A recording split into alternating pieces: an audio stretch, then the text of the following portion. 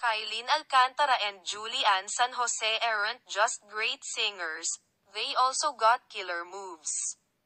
On TikTok, Kylene shared a video of her and Julian grooving in sync to the tunes of Chen Yang anthem. Tagang Asia's Limitless Star in the caption, Kylene wrote, "Love you mare." Recently, Kylene teased netizens about her aerial performance for All Out Sundays.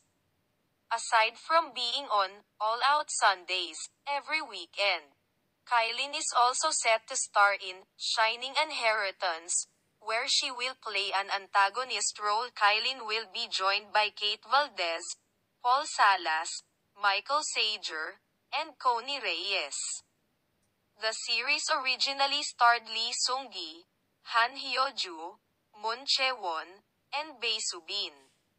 It follows a woman from a rich family who suddenly loses everything after the death of her father.